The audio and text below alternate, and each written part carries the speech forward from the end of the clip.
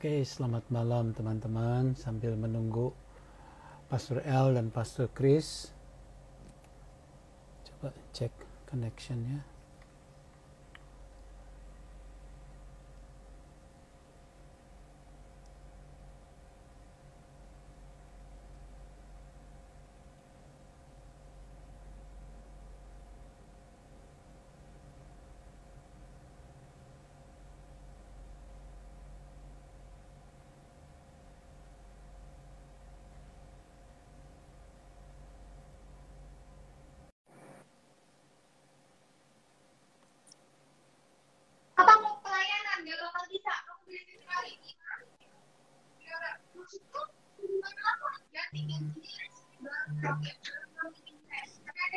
Hello. Halo. Hey everyone. Halo.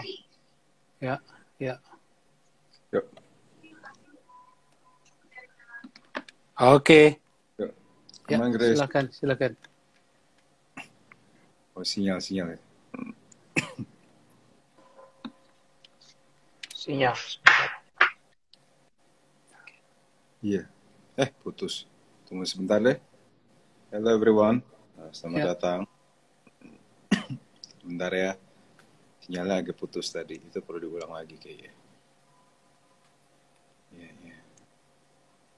Oke. Tunggu nih. Udah masuk belum, Dad? Belum dia. Coba ambil lagi ya. Belum masuk dia. Hello everyone. Selamat malam semuanya. Selamat datang. Ini lebih dalam lagi, yaitu live Q&A dari sermon hari Minggu kemarin.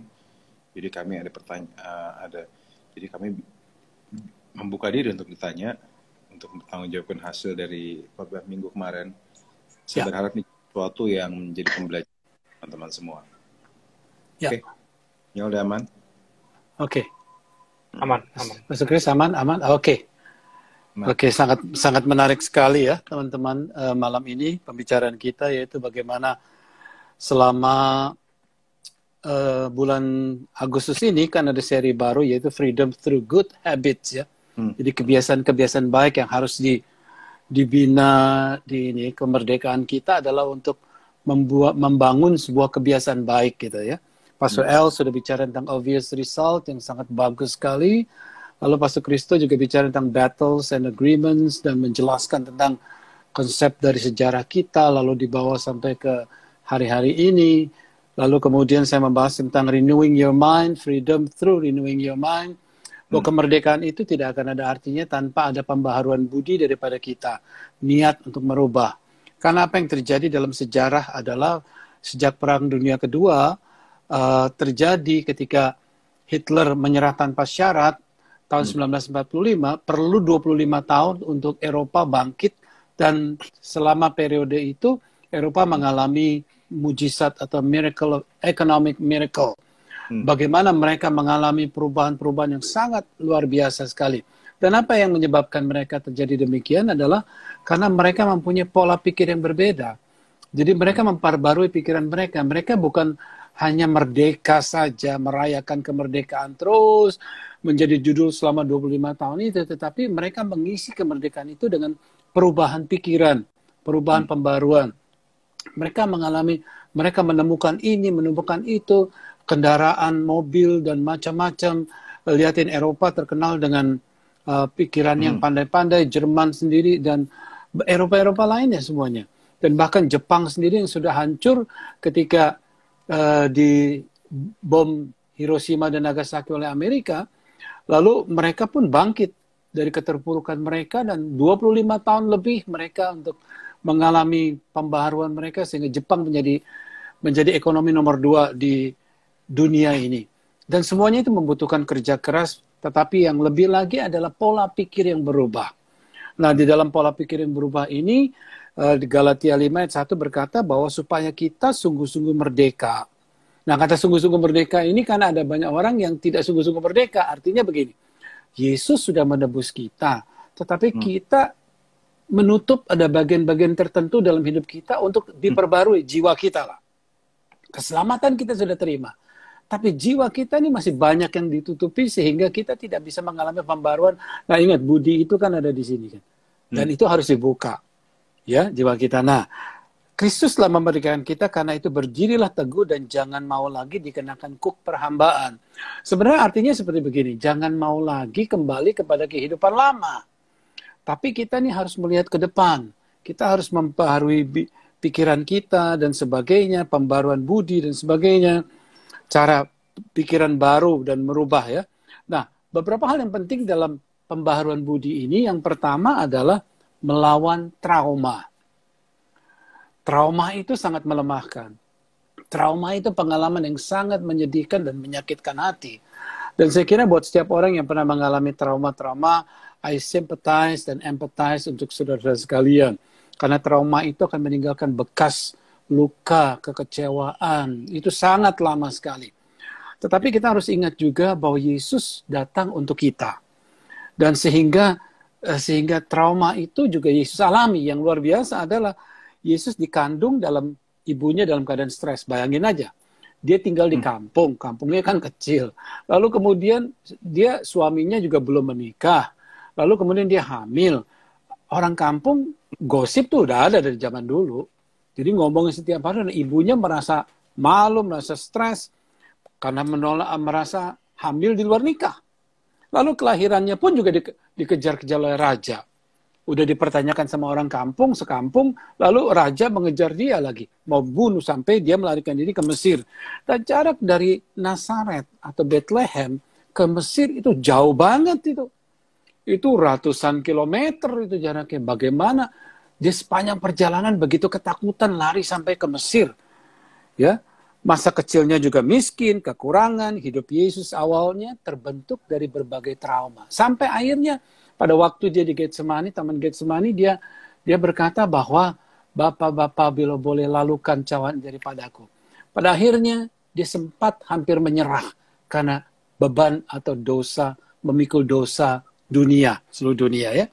Tetapi kemudian perkataan yang luar biasa adalah pada waktu dia naik di kayu salib.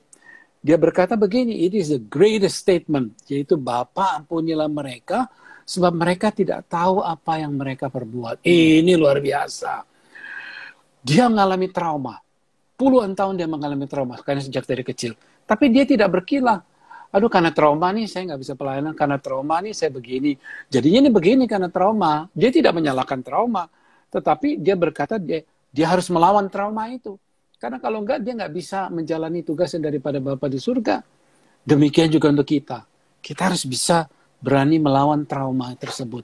Kekecewaan, kesedihan, kedukaan, kehilangan sesuatu yang sangat menyakitkan kita. Kita ingat saja kan Yesus. Yesus berkata, one of the greatest statement yang dia katakan, yaitu di Matius 11 ayat 28 sampai 30. Dikatakan, marilah kepadaku semua orang yang letih, lesu, dan berbeban berat, aku akan memberikan kelegaan kepadamu. Pikulah kuk yang kupasang, belajarlah daripadaku. Orang yang seluruh hidupnya, seumur hidupnya itu mengalami trauma, bisa mengatakan demikian, it's amazing. Wow. Ini luar biasa sekali. Luar biasa sekali. Jadi artinya Yesus memberikan jalan. Jangan takut sama trauma. Tapi lawan trauma itu. Karena aku memberikan kepadamu, semua yang letih lesu berbeban, aku memberikan kelegaan. Orang yang ketakutan, orang yang trauma, orang yang mengalami PTSD, orang yang mengalami semuanya, sindrom itu hidupnya kan nggak gelisah terus hidupnya. Takut. Nggak tenang, ya. Nggak tenang, hidupnya nggak tenang. Yesus berkata, langsung kasih jawaban straight. Aku memberikan kelegaan. Artinya lega dari ketakutan, lega dari kekecewaan, lega dari kebingungan, kebimbangan, dan macam-macam. Itu sampai situ dulu begini ya. Wow. Ya. Dan yang seru kan seperti judulnya ya, Freedom Through Renewing Your Mind. Dia bilang kalau mau mendapat kelegaan yang ditawarkan Yesus tuh harus pikul kuk yang dia pasang dan belajar kepadanya. Jadi betul. Ada sesuatu yang mesti kita terima, sesuatu yang baru ya. Kalau enggak, ya kelegaan itu jadi satu apa ya, cuman angan belaka gitu. Karena emang untuk menerima itu harus pikul kuk yang dipasang dan belajar kepada Yesus. Ya, tepat sekali. Dan ini yang luar biasa dikatakan, Kuk yang kupasang enak dan bebanku pun ringan. Oke. Satu kata-kata yang saya sampaikan kemarin itu adalah the past is done. The future is coming. Dream it. Live without it. Live without regret. Artinya begini, masa lalu ini udah kelar. Lupain. Masa depan akan datang, bermimpilah. Saat ini, saat sekarang jalani tanpa penyesalan. Artinya, kita tidak bisa terus, aduh orang tua gue begini nih. Karena saya mengalami trauma dari kecil, orang tua saya begitu galak, begitu kasar, begitu ini dan sebagainya. Dan Yesus memberikan kelegaan kepada kita. Dan saya percaya relationship kita dengan Yesus, pikul salib, atau dikatakan dalam ayat ini adalah kuk yang kupasang ini enak, bebanku pun ringan. Itu akan memerdekakan terus, memerdekakan kita terus. Kita semakin yakin, iman kita bertumbuh. Ketika iman bertumbuh, maka ketakutan itu akan menyingkir, akan menjadi semakin lemah. Kita berikan iman makan, maka ketakutan akan jadi sirna gitu ya. Hilang, menghilang begitu. Ya. Alfu.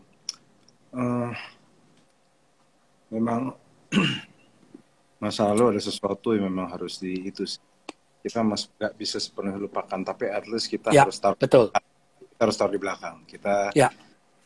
Saya tahu, saya secara personal tahu orang-orang yang gagal move on dalam kehidupannya, dan dia sendiri itu mereka setiap kali diajak ngobrol selalu ngomong sama apa yang di belakang. Setiap kali diajak ngobrol, andaikan kalau gue nggak ngalamin dulu. Setiap kali diajak untuk maju, mereka malah ngelihatnya ke belakang. Mereka selalu persis. Awal-awal bisa dimengerti alasan mereka, tetapi lama-lama saya depresi bahwa mereka itu maunya hanya berkubang di belakang, menyalahkan keadaan dan tidak beradaptasi. Ya memang banyak hal yang terjadi di masa lalu, tapi memang kita harus yang depan. Itu cara terbaik, karena masa lalu kan udah nggak bisa diubah lagi ya. Nggak bisa. Udah nggak ada yang tinggal di situ juga. Iya, udah nggak ada yang tinggal di situ ya. Iya. Masa kita kesel sama orang di masa lalu, orang itu juga udah nggak ada di masa lalu. Masa kita mau tinggal di situ kan rugi juga. Dia bahkan lupa kali kita. Iya, paling kemungkinan besar dia lupa malah. Iya. Dan ya kalau orang udah lupa ya udah. Orang udah lupa ya udah. Ada yang cukup keras juga ya, firman Tuhan bilang gitu ya, jangan ingat-ingat masa lalu gitu ya. Ya, lupakan di masa lalu yang, atau aku ambil kesimpulan bahkan kalau ada yang patut diingat di masa lalu ya cuma pengorbanan Kristus. Ya. Itu doang yang mesti diingat 2000 tahun yang lalu. Di luar dari itu nggak usah mengingat-ingat masa lalu. Ya, betul. Nah, firman Tuhan yang bilang gitu. Forget it, satu yang bilang ya. Ya, lupain aja, lupain. Satu lagi adalah kesembuhan bukan berarti kerusakan tidak pernah terjadi. Ini berarti kerusakan tidak mengendalikan dirimu lagi. Itu yang dimaksud dengan demikian. Sembuh ya, sembuh kan pasti dari sakit ya. Dari sesuatu yang rusak dulu. Gimana maksudnya jadi nggak pernah sakit kan? Gitu. Jadi bukan kita in denial terus begitu. Oh saya nggak pernah sakit, nggak bisa. Sakit itu pernah ada, tetapi sekarang sakit itu sudah tidak menguasai saya karena saya sudah sembuh. Begitu. Seperti kalau ada mau itu ya, nanya di question box ya. Question box, yes. Ya, lihat, question box ya. Bisa ke trace, bisa silakan. Nggak kejar. Ya, question box. Ini nih, chatnya. Oke. Ya, lanjut. Siap. Lanjut, Om. Poin kedua. Ya, lanjut ya. Oke ya. Oke. Ya. Nah, poin yang kedua ini adalah bicara tentang, kita masuk ke masa depan ya. Kita setelah kita menghadapi, melawan trauma tersebut, tentu melawan bukan dengan kekuatan kita, ya kekuatan dari Tuhan tadi kita pegang janji Tuhan itu ya. Lalu yang kedua adalah masa depan. Yeremia 29 ayat 11 ayat ini sempat menjadi perbincangan di banyak kalangan karena di beberapa orang ahli scholar mengatakan bahwa ini ayat prosperity teaching ini gini-gini. Tetapi saya tidak menyetujui, saya hanya melihat bahwa aku mengetahui rancangan-rancangan apa yang ada padaku mengenai kamu. Tuhan kan tahu rancangan apa tentang kita. Demikian firman Tuhan, yaitu rancangan damai sejahtera dan bukan rancangan kecelakaan. Selalu di dalam Tuhan rancangan dia itu baik. Kalau kita bandel, lalu kemudian kita menjadi tidak baik, ya itu salah kita. Untuk memberikan kepadamu hari depan yang penuh harapan. Seperti kebahagiaan dalam rumah tangga, itu kan pilihan kita. Kita mau nurut firman Tuhan, mengasihi istri, mengasihi anak-anak, itu kan berkatnya kita. Ya, jadi kalau sebab Tuhan tahu rancangannya yang terbaik buat kita apa, posisi dalam pekerjaan, atau jenis pekerjaan, atau yang kita sedang gumuli dan cari. Nah, Tuhan punya rancangan damai sejahtera, bukan kecelakaan, dan memberikan kepadamu hari depan yang penuh harapan. Artinya lebih baik daripada hari ini. Hope-nya itu Tuhan berikan, ayo come on, ini you akan lebih baik. Anda akan lebih baik, kamu akan lebih baik hari esok daripada hari ini. Ayo jangan ini. Nah, 3 hal yang penting untuk kita ke depan adalah yang pertama, kita harus tahu ini adalah plan-nya dia. Tuhan punya rencana ini. Tuhan punya rencana ini. Roma 8:28 ya. Apapun yang diizinkan terjadi untuk mendatangkan kebaikan. Ada rencana Tuhan. Kok? Sorry, suaranya, Mak. Mati ya, suaranya. Sinyalnya kayaknya. Agak putus ya. Suaranya mendadak. Kita harus sadar ini. Gitu. Lalu yang kedua adalah, ya Roma 8 ayat 28 betul. Ya, semua terjadi untuk kebaikan buat kita yang mengasihi dia. Gimana jalan ini? Tuhan memberikan jalannya, dikatakan kebaikan. Ya, 5 tahun ke depan kita harus minta sama Tuhan, atau paling enggak kita harus tahu kemana kita nih. Kalau misalnya engkau sebagai penulis buku, tulislah buku, latihanlah menulis buku. Ya, maka tanpa melatih menulis buku tidak mungkin engkau akan jadi mahir. Ya, lalu kemudian jadi pemusik, jadilah pemusik dan latihlah menjadi pemusik sejak dari sekarang. Kalau engkau ingin menjadi ahli linguis atau berbahasa, belajarlah bahasa mulai dari sekarang. Lihatlah 5 tahun ke depan apa yang mau jadi. Kalau engkau mau bekerja, carilah pekerjaan yang sesuai dengan bakat kita, kesenangan kita, suka kita gitu loh. Ya, harus ada planning. 5 tahun saya harus bagaimana? Kalau saya mau keluar negeri, berarti saya mesti belajar bahasa Inggris. Saya mesti menambahkan, saya punya wawasan, saya harus melihat yang panjang dan sebagainya. Nah, itu plan kita itu, dan Tuhan pasti kasih jalan untuk kita. Seperti ada orang yang kesaksian nih, baru aja minggu lalu ketemu. Dia bilang dia sekarang tinggal di New Zealand.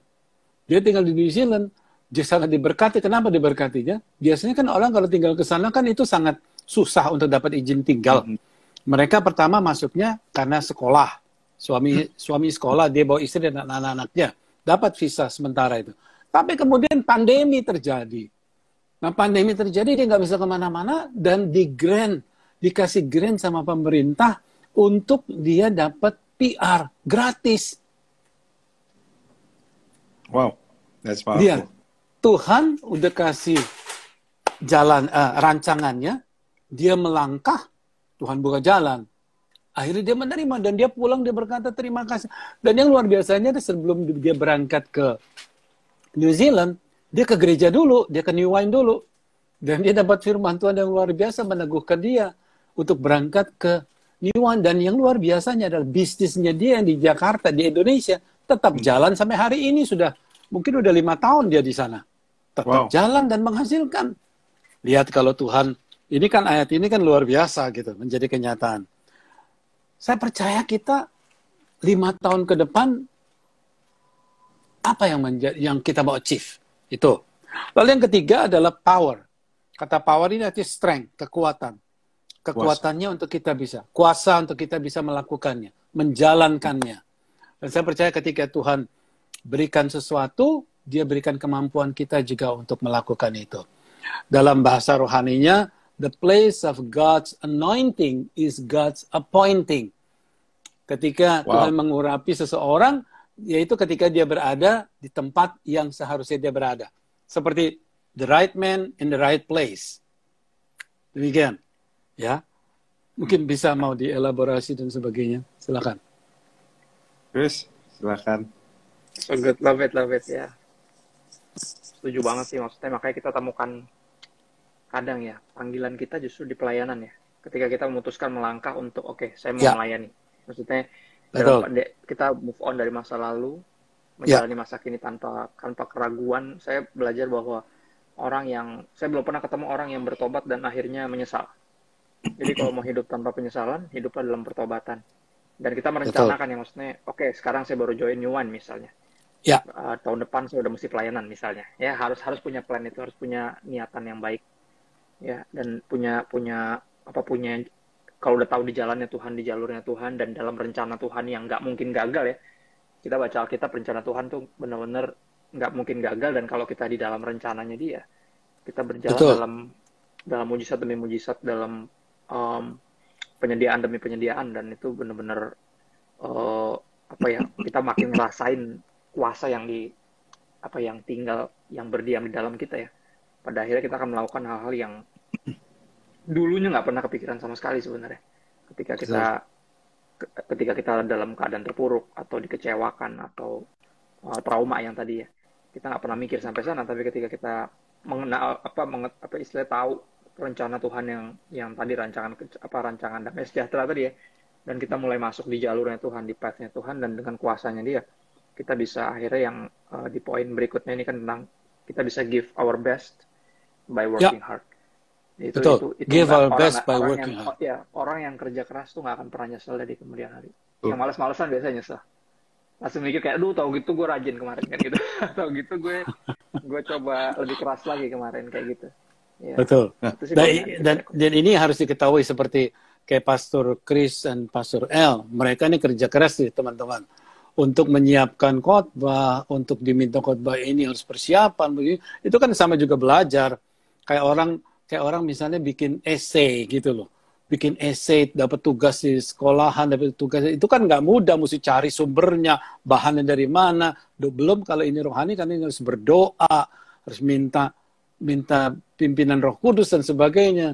Dan semua kerja keras. Betul.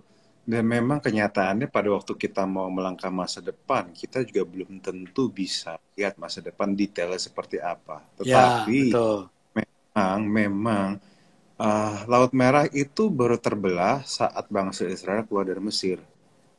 Ya. Jadi memang kita nggak bisa nunggu Laut Merah kebelah dulu baru kita keluar dari Mesir. Kita harus keluar dulu dari Mesir baru Laut Merahnya terbelah.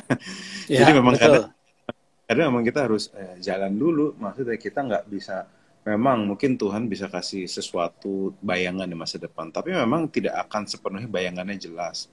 Rancangannya nggak akan. Betul.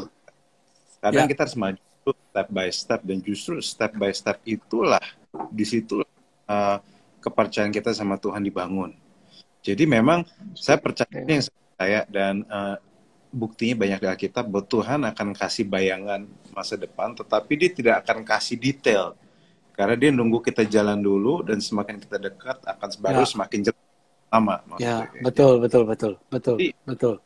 Apa maksudnya teman-teman? Jadi karena yang dibangun itu kan relationship ya pada akhirnya. Karena itu nggak bisa sehari, memang harus setiap hari perjalanan satu demi satu, selangkah demi selangkah. Jadi we build our trust in God daily maksudnya. Nah, jadi teman juga nggak bisa terlalu harus cepat dapat pewahyuan dan cepat kamu nggak bisa. Kamu harus setiap hari dan bahkan kenyataannya saat teduh kita, misalnya kita berdoa baca Alkitab, tidak akan selalu kita dapat ini yang saya rasain, tidak akan selalu dapat hal-hal yang bombastis.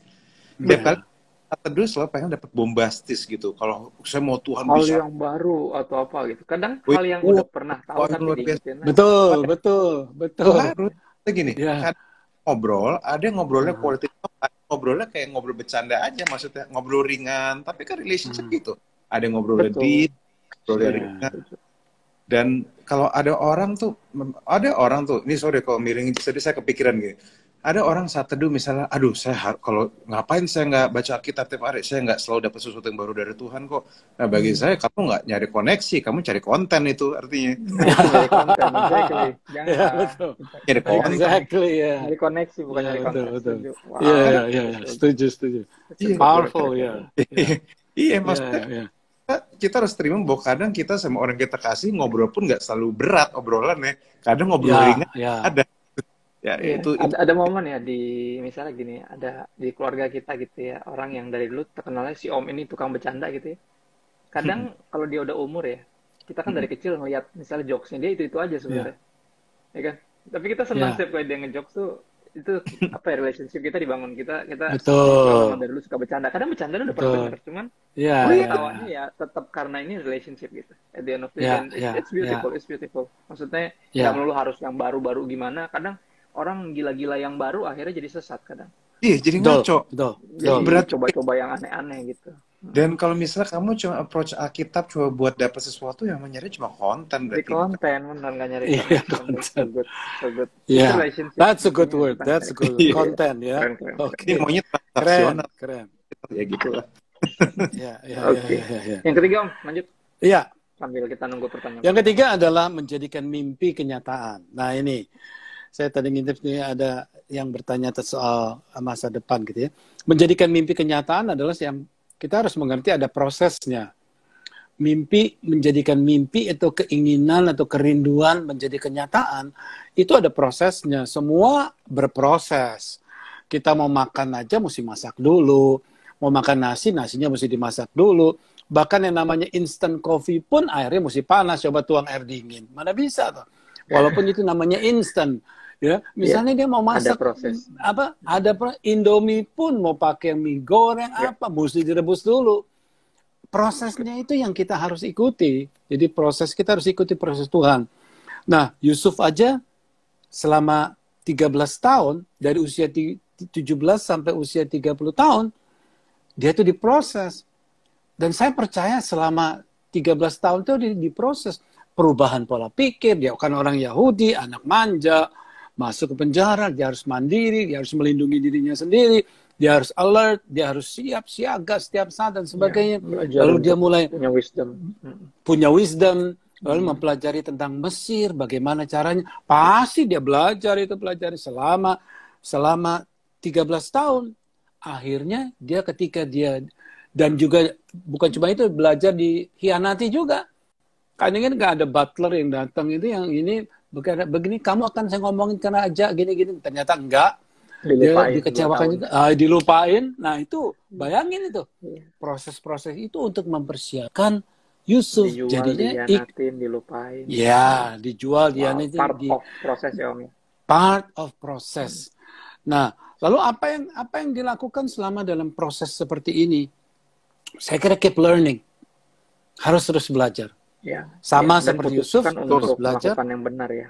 Yusuf kan terkenal karena integritasnya ya. Betul, integritasnya. Apapun yang terjadi dialami, dia memutuskan pokoknya saya mau melakukan yang terbaik buat Tuhan, kan gitu. Dia punya integritas, makanya sampai difitnah itu kan juga karena integritas. Itu Billy Graham ngomong tentang apa yang harus gereja perbaiki, yaitu dia bilang 3 hal. Integrity. Berarti integritas itu sangat penting sekali. Sangat penting, benar. Sangat ciri penting anak Tuhan sekali. Sebenarnya kalau anak Tuhan nggak punya integritas itu kan berarti nggak bisa dipercaya Om ya.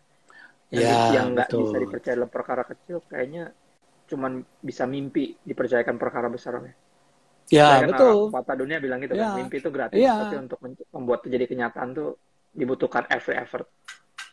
Ya, mimpi betul, kan gratis betul. Asal tinggal tidur dapat mimpi. Betul. Untuk menjadikan kenyataan itu mesti segenap upaya. Ya. Dan yang terakhir ini sebelum ini saya atau mau dibahas dulu atau enggak? Boleh mungkin ada mau. Boleh yang terakhir ya. Yang terakhir ini karena ini kan keep on learning ya kaitannya ya. Saya mengajak rekan-rekan sekalian teman-teman yang milenial sekali, ini adalah waktunya untuk belajar. Dan bagaimana cara kita belajar? Kita harus mendekat kepada orang-orang yang hebat, orang-orang yang berintegritas, orang-orang yang kita anggap sebagai orang panutan dan sebagainya. Karena kalau kita bergaul dengan orang-orang yang misalnya mempunyai moralitasnya jelek, lalu kemudian nongkrongnya dengan orang-orang yang tidak karuan, maka itu akan mempengaruhi pola pikir dan gaya hidup kita. Ya, cerita tentang seorang teman. Seorang teman ceritanya pengalamannya begini, sederhana sekali. Dia pergi ke Bandung, dia nyetir mobil lagi enak-enak masuk tol di Sadang, tiba-tiba di belakang dia ada sebuah mobil mewah Lexus, mobil hitam. Ngejar dia, jalannya cepat sekali. Lalu dia mulai buntutin. Lalu dia mulai tertarik dengan mobil hitam ini, kan mobil hitam ini sopan nyetirnya. Walaupun cepat, tapi sopan. Kalau dia nggak dikasih jalan, ya dia menghindar begitu, ambil jalan kiri. Tapi terus di jalan terus sampai kecepatannya sampai 160. Nah, teman saya ini nggak pernah nyetir sampai 160, dia cuma berani 140. Tapi karena dipancing untuk dia 160, dia pelan-pelan ngikutin. Dia sampai juga 160. Sampai juga 160, lalu kemudian karena dia mau kencing, dia berhenti, lalu di tempat ini dia kencing, lalu dia coba kejar kembali, lalu dia nyetir 160, mengejar mobil hitam itu. Tapi mobil hitam itu sudah jauh di depan. Pelajaran yang baik adalah antara 140 sampai 160 km itu terjadi penambahan. Yang dia tidak akan bisa berani kalau nggak ada sparring partner. Nah, karena ada sparring partnernya ini, dia jadi berani. Dan dia merasakan ada sesuatu yang breakthrough di dalam dirinya dia. Wah, saya sekarang berani situ. Nah, ini poin yang sangat bagus. Apakah secara saintifiknya ini ada nggak? Ternyata ada, karena di dalam otak manusia itu ada yang namanya mirror neuron. Ya, sel saraf disebut mirror neuron yang bertugas meniru apa yang dilakukan oleh orang lain. Nah, maka itu tadi saya katakan ketika kita bergaul dengan orang-orang yang baik, orang-orang yang benar, maka yang kita tiru itu adalah kebaikan mereka, kebenaran mereka, lalu apa yang mereka lakukan bagi orang lain dan sebagainya. Lalu kemudian tetap belajar, tetap membaca buku, nah ini yang membuat kita menjadi terus maju. Kita naikin dari 140 sampai 160. Pertanyaan saya kepada kita sekalian, siapa mobil hitam Anda? Itu. Kita harus punya itu. Ya, sama seperti saya terus terang saya melihat orang-orang, saya melihat pembicara, saya melihat ini orang-orang yang melayani, saya merasa lebih, saya ingin belajar agar bisa lebih maju lagi. Begitu. Ya. Dan saya kira itu menjadi modal yang sangat baik buat kita sekalian ke depan. Oke. Memang kenyataannya kita butuh orang yang bisa kita tanya, bisa kita ikuti ya. Bisa kita pelajarin hidupnya gerak-gerik ya, karena memang ya orang pintar belajar dari pengalaman, tapi orang bijak belajar lain. Nah, kalau misalnya kita belajar banyak hal dari kesalahan orang yang lain, maka ya tentu kita nggak usah ikutan kesalah. Maksudnya kita bisa betul. Segala problem. Buat apa? Maksudnya kita di lubang yang sama kayak dia, tinggal belajar aja maksudnya. Dan cara yang orang perlu miliki bahwa punya seseorang yang bisa kamu tanya itu yang penting, makanya belajarlah bertanya, carilah orang seperti itu. Tapi saya belajar gini, banyak orang bilang, Kak, saya harus nanya sama siapa dan sebagainya. Ini yang saya pelajari. Kalau kamu memang mau belajar, memang kamu siap hati terbuka, guru itu bisa ada di mana aja. Guru itu bisa Tuhan bisa kirim, Tuhan bisa kirim. Kalau si student ini siap, masternya bisa aja datang, Tuhan bisa kirim. Dan bahkan kenapa? Jangan-jangan sebenarnya gurunya ada di sekitar kamu, cuma kamu nggak peka aja karena kamu hanya mau sesuai ekspektasi kamu aja, Mas. Betul. Itu sebenarnya mana-mana. Cuma kamu nggak ngeh aja bahwa yang kamu butuhkan ada di samping kamu. Itu. Terus aja. Ini kayaknya pertanyaannya sudah lumayan banyak nih, ada 7 kalau nggak salah. Kita bisa mulai dari ini nih, yang tentang. Tentang saya mulai dari ini dulu ya. Ada yang bertanya bagaimana cara melepaskan seseorang yang ada di masa lalu.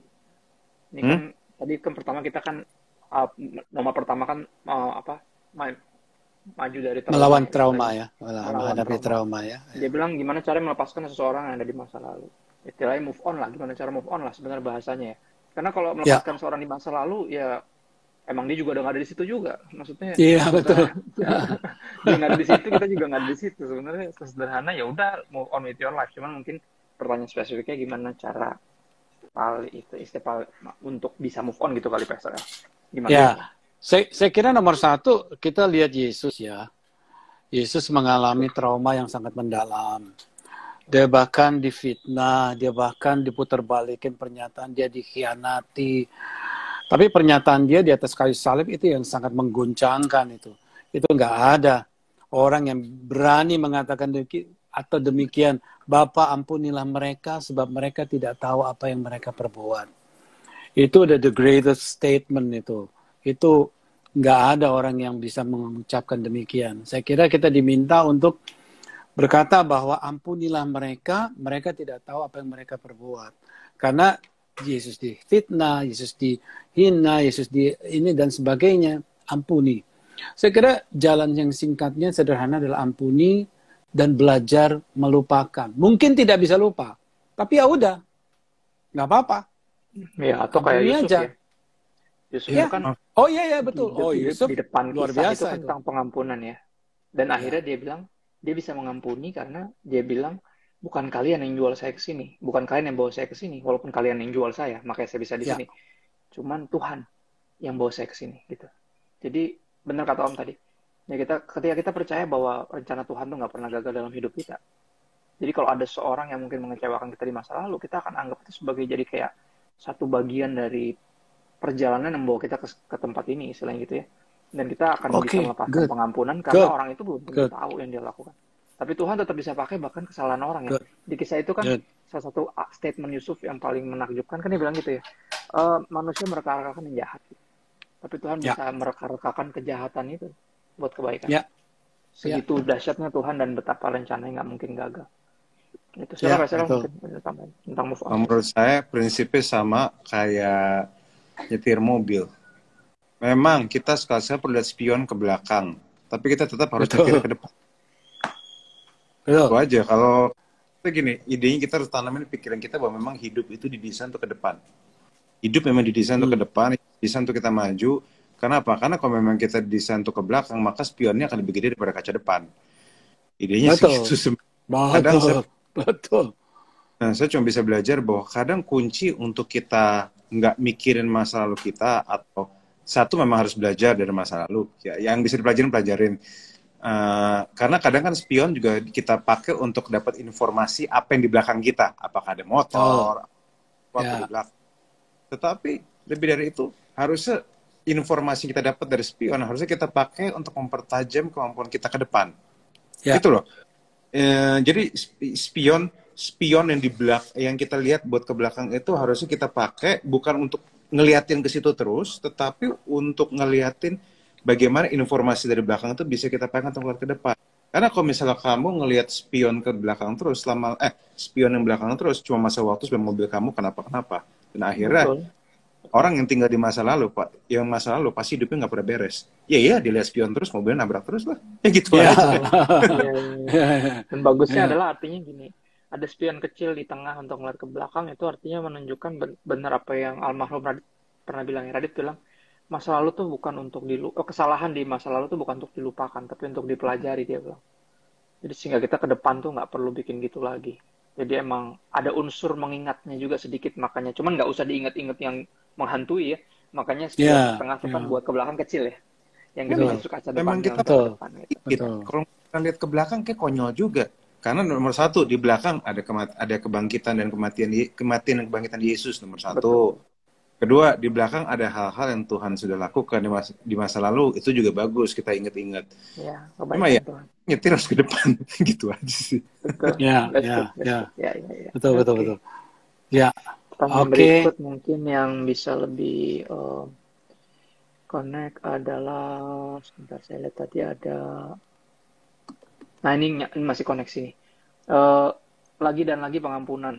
Kalau kita menyatakan sudah mengampuni tapi tetap sakit gimana? Nah ini kan masih connect sama yang move on tadi ya. Sudah menyatakan sudah mengampuni di mulut, gitu, tapi masih sakit. Kasih waktu lah. Iya, saya percaya kesembuhan tuh namanya aja pemulihannya perlu waktu ya pada akhirnya. Iya, perlu waktu. Beda. Saya habis dari sembuh sakit pun kan ada pemulihan ya untuk kita bisa kembali ke kondisi itu, dan pemulihan perlu waktu. Betul. Kesembuhan dimulai dari kita melepaskan pengampunan. Artinya kita nggak biarin luka itu dikorek-korek terus gitu ya. Istilahnya kalau orang nggak bisa ngampunin itu kan kayak luka lama dikorek lagi. Jadi nggak sembuh. Kesembuhan dimulai dari kita melepaskan pengampunan. Dari sana lah pemulihan itu butuh waktu. Jadi kalau masih sakit ya wajar. Tapi nggak akan terus-terusan selama kita nggak korek-korek terus, lukanya pasti ntar akan dan emang nyatanya setiap sakit yang beda itu pemulihannya bisa beda-beda waktunya. Nah, betul. Nggak bisa Ya. Pulihnya 6 bulan, mungkin Betul. minggu, ada yang pulih Ya. 3 hari. Kita nggak bisa paksa waktunya, tapi ini yang kita bisa lakukan. Kita bisa minum obat terus. Kita bisa Mhm. kita bisa tiap hari, kita bisa membuat pengampunan menjadi sebagai hidup. Iya, benar. Kita membuat Kayak pengampunan. kayak apa ya? Upaya untuk menahan diri dari menggaruk bekas Hmm, luka ya. Kadang kan nggak tahu ya, pengen Iya, digaruk. iya, iya, betul. Ntar kamu salah Betul. gimana jadinya. Kadang gitu tuh untuk kadang mau kalau mau Ah, udah mau on mau rilis mau lepasin pengampunan tuh suka gatal untuk mau ngungkit-ngungkit lagi gitu, nggak usah, tahan. Iya, ya, nggak usah. Ya, ya, Itu ya, ya, membawa ya, keburukan banget ya. lah. Dan itu bahkan gini ya, ketika udah pulih sempurna pun tetap ada bekas lukanya. Hmm, Ya, bekas luka itu ya, tanda bahwa Tuhan tuh penyembuh sebenarnya. Jadi itu betul. sebuah pengingat gitu. Dan kenyataan aku Mhm. pernah kulik ini ya, pernah khotbah ini juga bahwa nanti di sorga di tubuhnya Yesus masih ada bekas luka itu. hmm, Kan itu Ya, satu yang nggak dihilangin ya. Kan padahal dia bisa hilangin tuh sebenarnya. Hilang semua tuh bekas paku di apa? betul. Ya. Mahkota duri, bekas paku, bekas Mhm, apa mhm. tombak. Tapi kayaknya nggak dihilangin tuh sebagai pengingat aja Ya, bahwa ya, ada harga yang dibayar oleh Dia untuk kita bisa nanti ya. bersama Karena dengan itu Dia Thomas, selamanya gitu Thomas kan. kan, Thomas untuk dia jadi percaya dikasih lihat lubang tangan gitu ya. Ya. ya. Mana saya pokoknya nggak mau percaya kalau belum masukin. Jadi Ah, kadang ya, luka-luka betul. itu ada apa bekas luka itu tanda ya bahwa kita ini disembuhin Tuhan. Sebuah pengingat ya. Sebuah pengingat Ya. bahwa Mhm, kita udah berjalan mhm, sejauh ini bersama dengan Tuhan mhm, gitu. mhm. Ya itu makin tentang itu ya. Pasti maksud aku Ya, ada pemulihan ya, gitu. ya. Adalah. Coba kita lakukan. Eh, Mungkin yang bisa ditambahin begini. Kedepannya pun kita harus siap. Kita harus tahu bahwa kedepannya pun ketika ada orang yang berusaha mengecewakan kita atau situasi dan keadaan, kita berarti sudah siap tuh. Ya, Siap betul. menghadapi itu semua. Karena kan pasti kan kita kan hidup ya. Reaksi dengan manusia Ya, dalam pekerjaan kehidupan, ketemu orang-orang yang mungkin menyebalkan dan sebagainya. Itu ke depan, tapi karena kita sudah belajar dari yang lalu, maka kita bisa melindungi diri kita, hati kita dan sebagainya. ya. Ini Ya gitu. ada yang koneksi lagi nih. Kalau cara menghilangkan rasa berdosa di masa lalu bagaimana?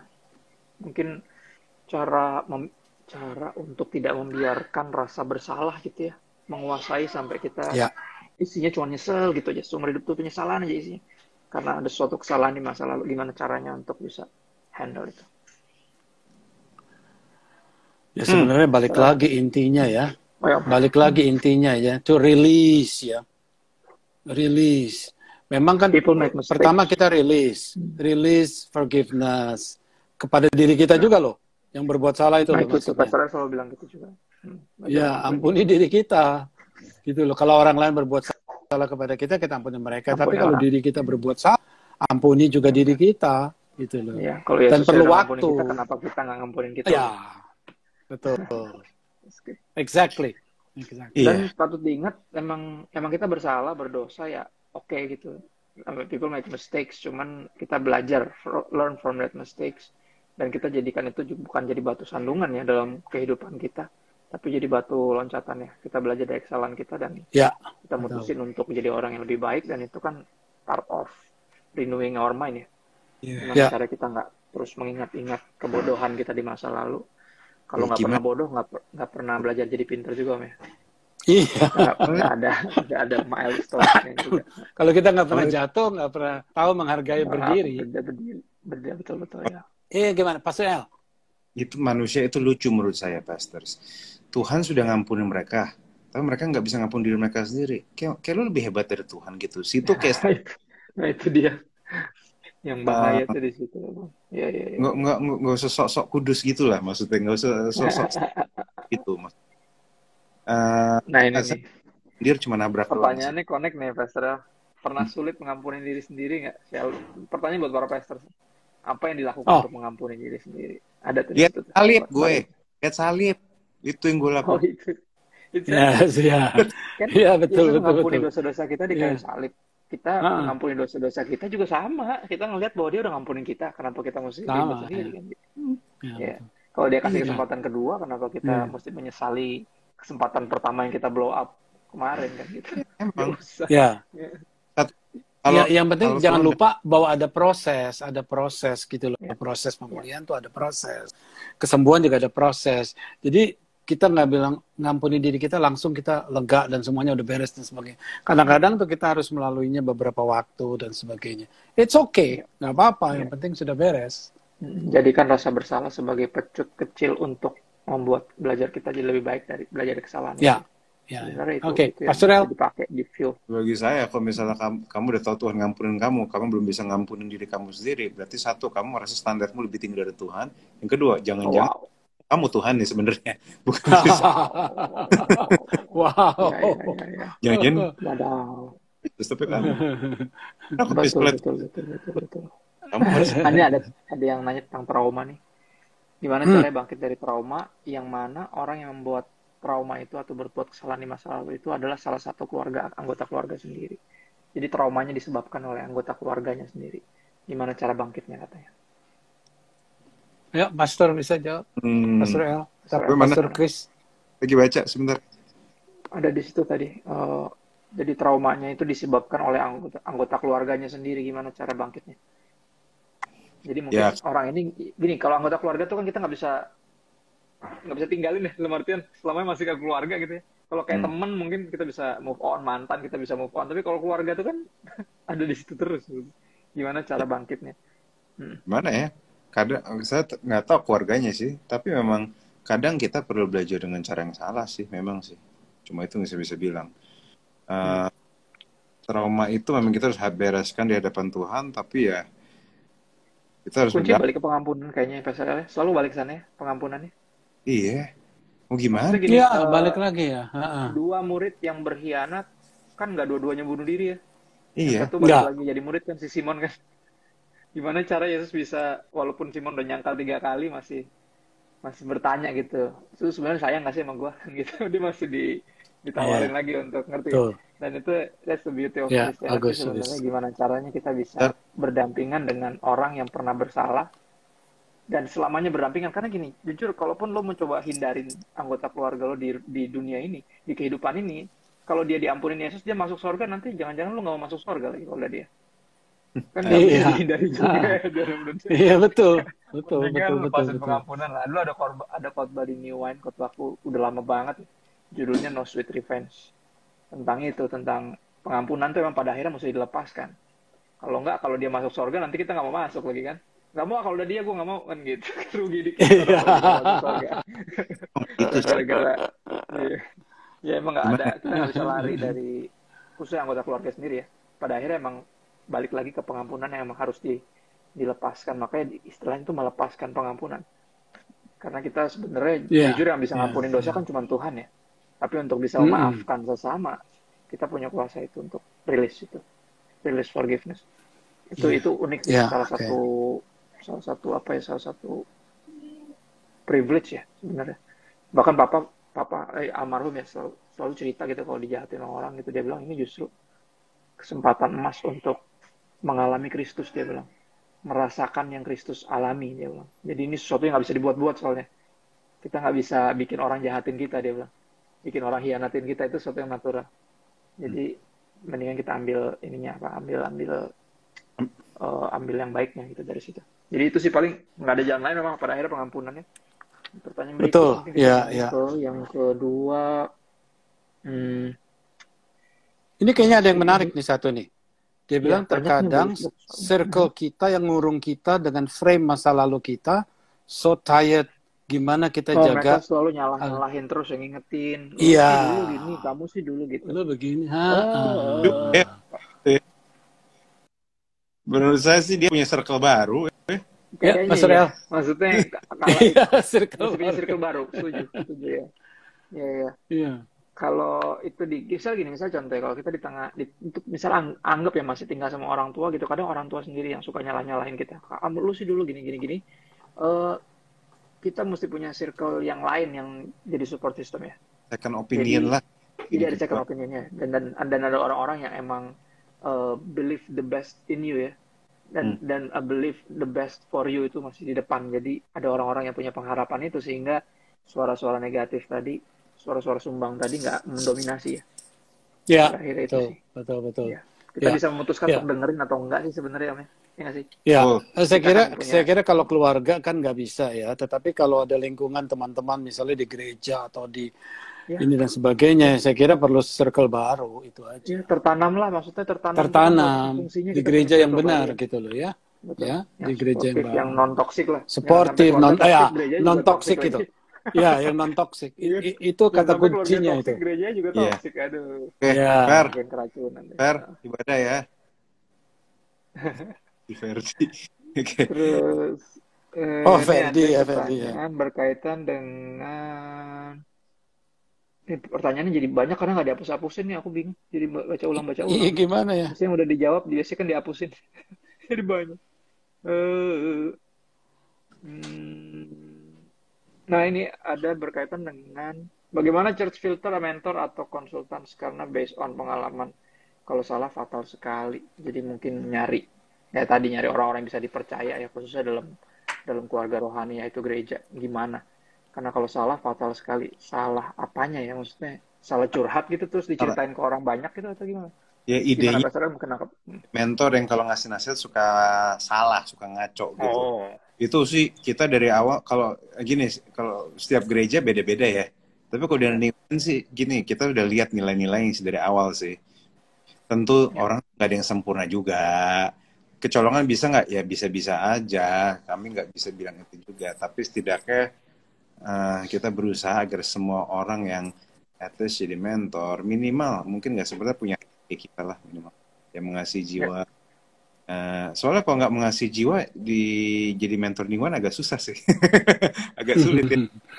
Iya, betul. Iya, iya, iya, iya, iya. Dari sempurna orangnya gitu ya. Kalau dari saya sih kita yang penting cari kita filternya orangnya ke hati apa enggak.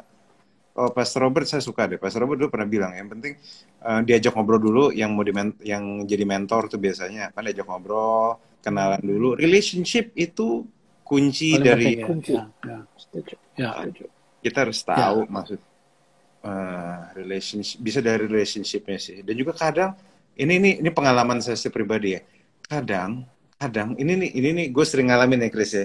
Ya, ya, ya. Bisa loh, ada orang-orang yang misalnya ada orang misalnya ini udah terjadi dari lama nih. Ini dari New One karena gue udah di New One dari zaman dulu ya. Ada orang pengen ke New One, pengen kayak jadi melayani di sini, dia kan ambil posisi tinggi gitu ya. Dan kita kan tahu kan maksudnya kan, tapi kadang ada rasanya kok nggak serak ya. Tapi kan karena nggak ada bukti nggak bisa apa-apa. Tiba-tiba nyokap gue misalnya ada chat orang, Bu, si itu di situ ya Bu. Terus ini gini. Ternyata Tuhan bisa kasih tahu aja gitu-gitu sih. Jadi saya sih Ya karena kita komunitas rohani, kita percaya intervensi dari Roh Kudus ya. Pada akhirnya untuk nyari mentor atau mau konsul atau mau konseling juga kita bisa nanya Tuhan, Tuhan yang mana ya gitu. Pasti Tuhan jawab ya, masa sih Tuhan pengen kita tersesat ya dengan jawaban-jawaban ajaib betul. dari si mentor yang tak bertanggung jawab itu. Tuhan pasti, saya percaya bahwa gini, gimana pun di gereja milik Tuhan ya, Tuhan memang pasti campur tangan. Dia mungkin kadang-kadang dia nggak mungkin diem lah maksudnya. Minimal kita dan harus pentingnya untuk nggak mendewa-dewakan mentor kita. Jangan sampai hubungan kita sama Tuhan itu betul. Hubungan kita sama Tuhan tuh hubungan kita sama Tuhan, nggak lewat dia. Iya, betul. Jadi dia tuh lebih tepatnya kayak second opinion. Kita nanya Tuhan nih, kan sambil nunggu jawaban spesifiknya, kita sambil konsul ke dia juga. Aku udah doain juga loh, Ci, misalnya gitu ya. Kita ngomong gitu. Jadi jangan sampai hubungan kita sama Tuhan tuh dicomblangin sama dia, nggak lucu. Jadinya ketergantungan sama beliau itu, nah itu yang bahaya malah. Ketika dia itu bahaya, nasihat yang betul. ngaco, kita taat buta gitu loh. Perlakukan mentormu Belial, bukan Musa. Nah itu. Apa? Sebagai perlakukan mentormu seperti Gamaliel, bukan Musa. Oh, Gamaliel. Oke. Mentormu itu seperti Gamaliel, tapi dia bukan Musa. Gamaliel kan gurunya Paulus kan. Paulus hormatin dia. Bisa Gamaliel berseberangan dengan Paulus? Bisa, jelas kok. Bisa. Jelas berseberangan dengan Paulus. Dia bilang, tapi Gamaliel kan masih open-minded gitu ya, kalau orang Yahudi. Kalau pasti terselesai lah gitu lah. Tapi dia nggak percaya. Nah, cuma idenya gitu bahwa bahwa kita harus perlakukan mentor kita seperti Gamaliel. Dan jangan biarkan dia jadi pengambil keputusan buat kita. Kan pada akhirnya keputusan kita. Ya. Itu Itu sih. salah satu ide dasar dari konseling juga, ilmu konseling kan, kita nggak boleh ambil keputusan buat orang yang kita lagi konsultasikan. Kita Jadi membantu untuk betul, membantu ngambil keputusan, cuman bukan kita yang ngambil keputusan. tapi So, yang keputusan harus Anda. Nah, masalah kalau Anda tidak bisa ngambil keputusan. Haha. Oke, nah lanjut. itu dia. Ya, ya. Ini ada pertanyaan, Shalom Kak, tanda spesifiknya apa ya kalau Tuhan sudah kasih kita masa depan yang penuh harapan? Tanda spesifiknya adalah pengorbanan Kristus. Pengorbanan Kristus itu kan Ya, di kayu salib itu kan istilahnya, ada istilah yang bilangin no cross, no crown. Nah, gitu. Kayak no pain, no gain, no suffering, no glory. Jadi kalau udah sufferingnya, berarti tinggal glory-nya kan? Itu udah pasti penuh harapan punya berarti yang di depan kan gitu ya. Maksudnya kayak bumi ini seindah-indahnya bukan sorga, nanti ada sorga yang menanti kita. Itu kan udah satu tanda-tanda yang jelas gitu. Kurang spesifik apa lagi kan gitu ya. Kebangkitan Kristus misalnya. Kekristenan berbicara dari yang mati dibangkitkan. Itu kan sesuatu yang bicara tentang pengharapan yang baru ya. Udah jelas ya. penuh harapan gitu. Dan itu sebuah tanda yang nggak bisa terelakkan sih kalau menurut aku. Spesifiknya jadi apa, jadi gimana ya nggak tahu. Cuman kalau cerah udah pasti. Karena kan masa depan Ya, kita aman di betul, tangan Tuhan betul, ya. betul. Selama kita bersama Tuhan, mau Ya, kemana aja kita, apapun yang kita lakukan pasti dari kemenangan kepada ya. kemenangan, itu yang saya percaya sih. Walaupun nggak melibatkan Dan juga kita gagal atau apa ya, cuman ujung-ujungnya pasti akan glory sih, kemuliaan. ya, masing-masing berbeda ya, masing-masing ya. Jadi Setuju. artinya Jadi yang tahu secara spesifik lebih dari dalam daripada hal itu ya masing-masing lah sendiri yang menjalani ya, jangan yang apa itu tadi menjalani. istilahnya menghindari perbandingan proses ya. Kadang kita suka gitu, Ya, kita betul. bandingin proses kita sama proses orang, padahal kan kita kan beda sama orang itu juga. Hidup orang Ada beda-beda. kadar Bandingin kegesrekannya juga lain-lain ya. Betul. gesrekannya. Ya, Jangan sampai orang betul. berobat jalan dibandingin sama orang harus operasi. Terus kita nanya, kenapa sih gue mesti operasi? Kalau dia kenapa boleh berobat jalan? Ya penyakitnya beda lah. Jangan gitu bandingin. Ya Kita itu kan orang lain gitu ya. kita nggak terima. Ya, Kok dia bisa iya. berobat jalan, kalau saya masih dioperasi? Ya, situ sakit apa, yang lain Iya. sakit apa kan gitu maksudnya. Iya Jangan betul. Ada orang disama-samain. berhenti merokok 1 tahun, ada orang berhenti merokok 1 minggu. Loh, kenapa? Iya, Kok dia kan gampang, saya susah. tergantung udah mendarat apa Tergantung nikotinnya makanya. udah kadarnya Udah sampai berapa mana? gitu. Iya benar. Ya. Ini Ya, Pastor El, em, ada lagi? Ya, ada ini kan tinggal 3 menit ya, kita ambil yang Oh iya berapa betul.